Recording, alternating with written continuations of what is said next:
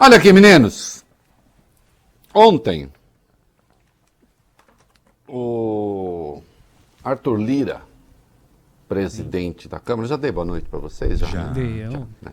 Arthur Lira, presidente da Câmara, resolveu perder a paciência com o Jair Bolsonaro.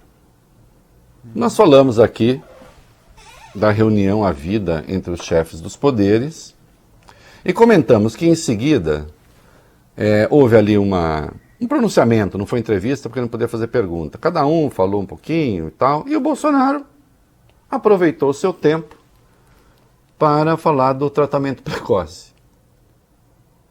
Né?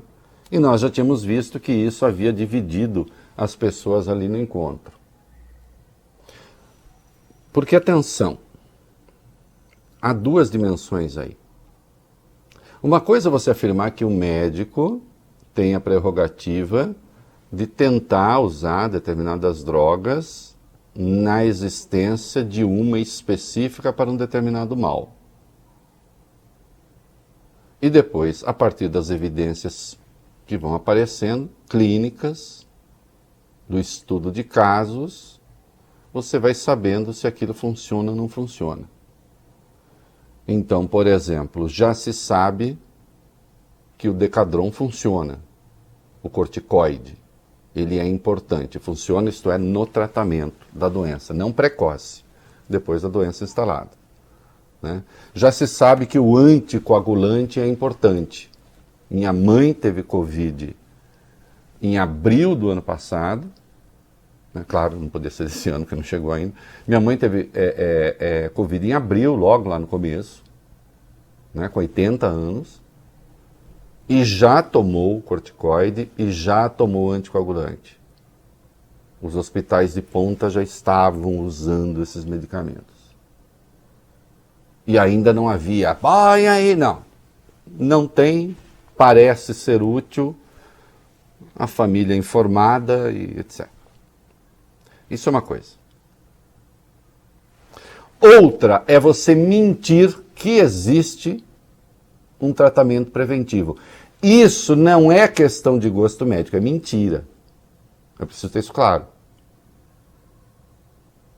E com a devida vênia, médico que insiste nisso é vigarista. E às vezes eles ficam bravos quando você diz isso. E ainda processam a pessoa que diz isso. Porque é mentira. Não? E no caso da cloroquina e da hidroxicloroquina, a diferença da efetividade do Decadron para determinados aspectos da doença, do anticoagulante para determinados aspectos da doença, não há nenhuma evidência em nenhum lugar do mundo.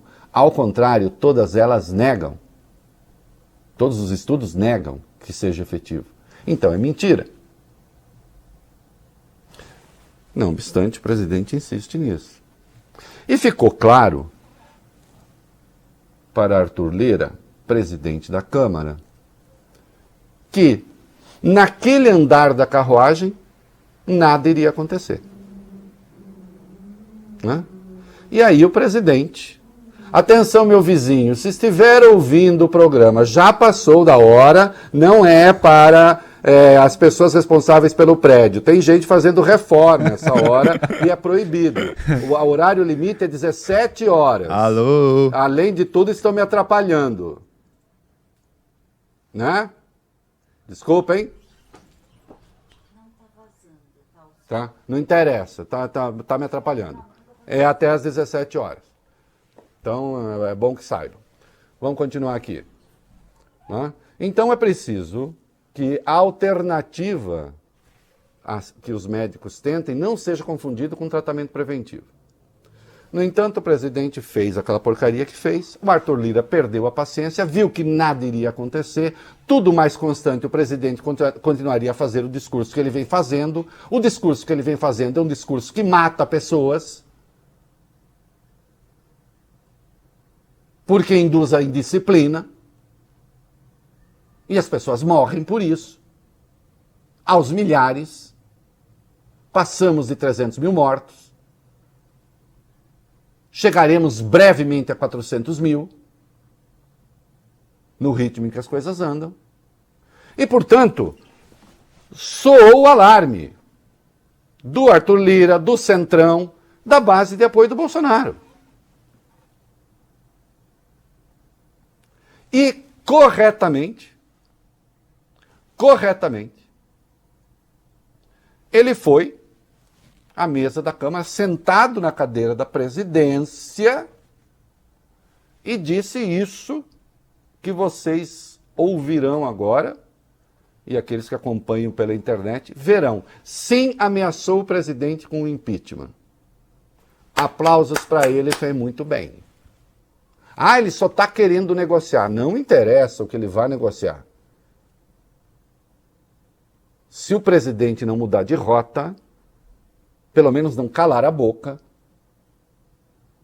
ele precisa ser apeado do poder. Porque entre a incompetência e a irresponsabilidade, milhares de pessoas estão morrendo. Fala, Arthur Lira. Eu estou apertando hoje um sinal amarelo para quem quiser enxergar. Não vamos continuar aqui votando e seguindo um protocolo legislativo com o compromisso de não errar com o país. Se fora daqui, erros primários, erros desnecessários, erros inúteis, erros que não são muito menores do que os acertos cometidos continuarem a serem praticados. E eu aqui não estou fulanizando. Vou repetir, eu não estou fulanizando. Para um pouquinho aí, Alexandre. Alexandre, para um pouco. Só destacar uma coisa importante. Olha aqui. Ele está dizendo, eu não vou ficar aqui levando uma rotina normal do parlamento, votando coisas. A ameaça foi bem mais ampla. Ah, o senhor não vai parar? Então o senhor vai ficar exigindo que a gente fique votando coisas que são da sua vontade, como se estivéssemos numa rotina normal, enquanto vocês vão cometendo todos os erros absurdos que vocês podem cometer. Os desnecessários, os que não fazem sentido. De maneira que os erros são muito maiores do que os eventuais acertos. Então, não é só impeachment que vem daqui a pouco. Ele está dizendo mais. Tá bom, não vai ter impeachment? Nós paramos de votar. Porque nós não vamos ficar aqui fazendo papel de palhaços de um governo homicida. Siga. Todos que conduzem os órgãos diretamente envolvidos no combate à pandemia. O Executivo Federal, os executivos estaduais, os milhares de executivos municipais também. Os remédios políticos no parlamento são conhecidos e são todos amargos, alguns fatais. Muitas vezes são aplicados quando a espiral de erros de avaliação se torna uma escala geométrica incontrolável. Para um pouquinho, Alexandre. Todos os remédios são amargos, alguns fatais. Só tem um remédio fatal que o Congresso pode aplicar. É o impeachment. Outro remédio amargo? CPI.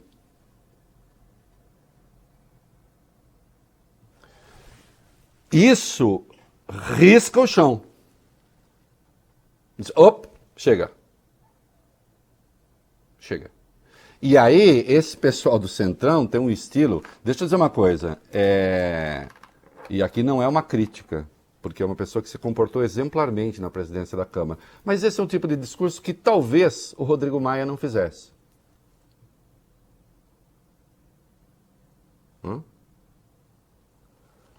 Sim, o Centrão negociou com o Bolsonaro, cargo, não sei o quê, Agora, nada resiste a um governo que se transformou, uma gestão que se transformou numa fábrica de cadáveres. Com o presidente se reunindo com os três poderes e dizendo que não está convencido de medidas absolutamente necessárias para conter a escalada. É muito importante que vocês coloquem na cabeça o seguinte: os hospitais, e eu acabo de falar com o presidente de um deles, os hospitais precisam recuperar a sua capacidade mínima de gestão. Quando você diz que um hospital está colapsado, Isso significa que a própria gestão, o dia a dia do hospital, mesmo para o atendimento das funções mais básicas, está num tal estresse que as chances de erro se multiplicam enormemente e de disfuncionalidade, impondo inclusive aos funcionários uma rotina que é, por tudo que se queira, desumana. Porque uma coisa, sou eu jornalista e já passei por situações de tensão em redação terríveis para um jornalista. Especialmente ainda na era do jornalismo impresso, com tempo de máquina, a máquina preparada para rodar e você tem que fazer, e tem eleição, e você quer, o espírito jornalístico é esse, né? Eu quero a última informação, aquilo que vai ser o furo ainda da época do jornalismo não digital, não online. Era uma tensão desgraçada. Aliás, as pessoas que trabalhavam comigo até gostavam, porque eu, quando é muito tenso mesmo, é que eu fico calmo, né? Eu posso até me estressar por bobagem, mas quando o navio começa a afundar, Bob, eu sou de uma frieza, né? Toca o violino. Hã? Toca o violino. Entendeu? Mas ali não era violino da alienação, né? Tá falando daquele navio? Não, aí não pode também falar, não dá não. certo. Né? Mas frieza para botar o navio no prumo. Agora, de qualquer modo, uma coisa é jornalista ficar estressado porque tem um excesso de matérias. Outra coisa é um profissional de hospital ficar vendo doentes a chegar sem ter o que fazer, sem ter mesmo onde alojá-los. Isso é de uma crueldade. Ou então médicos vendo pacientes seus ao longo da vida ali, morrendo, porque já nada mais pode ser feito.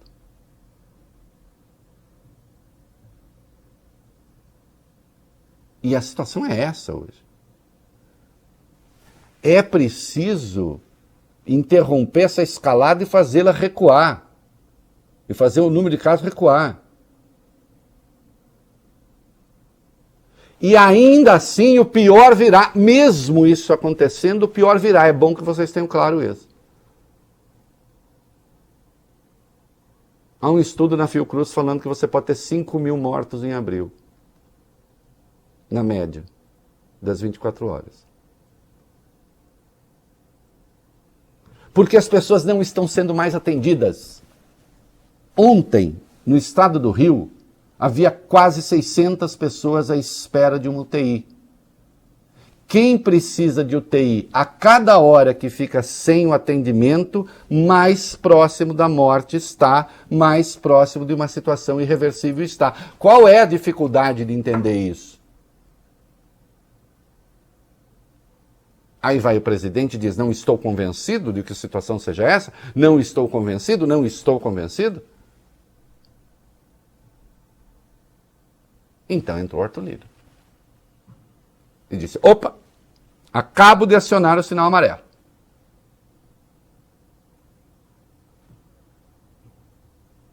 E quando a burrice entra numa espiral e os erros vão se multiplicando geometricamente,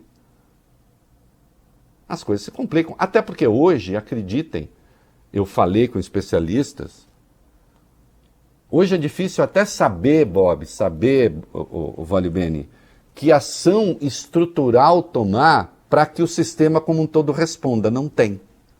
Não tem. O que você precisa fazer é diminuir o afluxo de pacientes nos hospitais para que cada unidade hospitalar veja o que pode fazer no seu núcleo para dar funcionalidade para as coisas. E aí sim, pensar como dar uma reorganizada no sistema.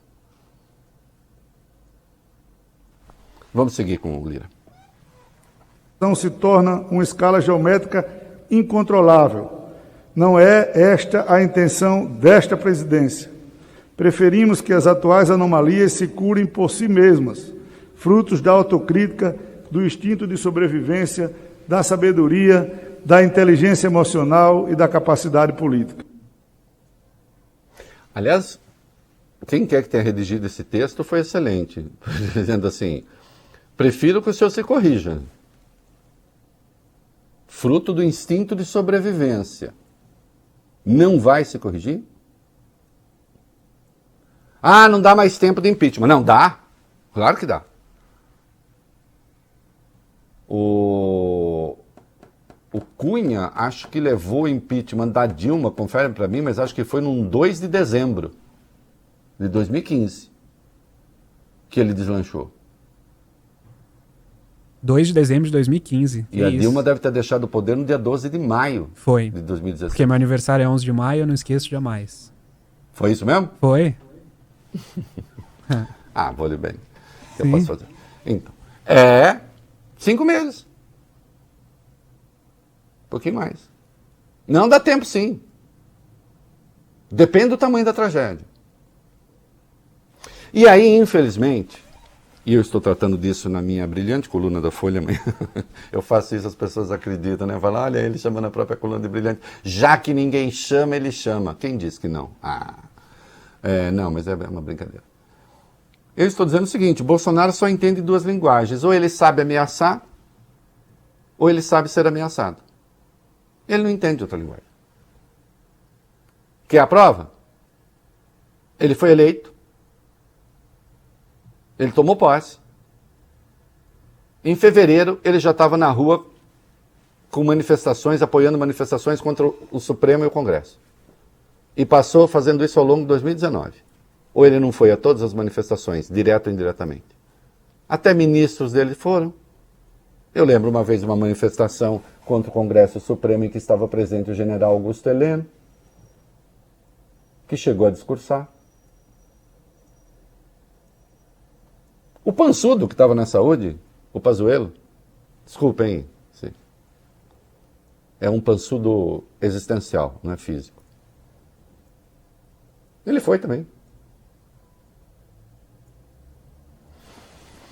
Enquanto o Bolsonaro não se sentia ameaçado, ele ficou liderando manifestações contra o Congresso, contra o Supremo. Certo? Certo. Queiroz foi preso, ele parou. Ou não parou? Parou. Parou e ainda foi ali o início, falou, opa, preciso me entender com o Centrão, preciso ter base. A justiça livrou a cara de Flávio, pelo menos tirou a urgência do caso Flávio, e o Bolsonaro voltou a fazer o quê, Bob Furruia? Discurso golpista. Então é um presidente que ou entende que entende a linguagem da ameaça, seja como agente, seja como alvo.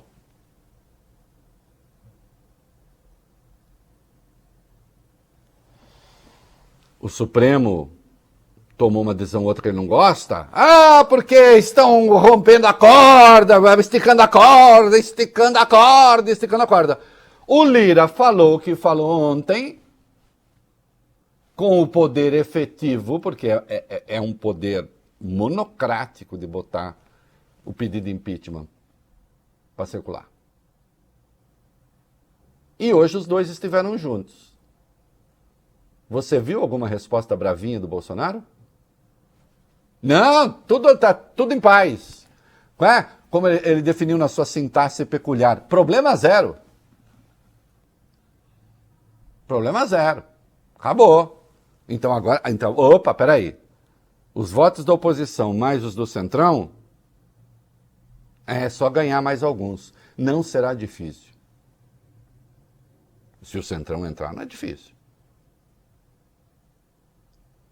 E ontem o Marcelo Ramos, vice-presidente da Câmara, do PL do Amazonas, entrou dando porrada também.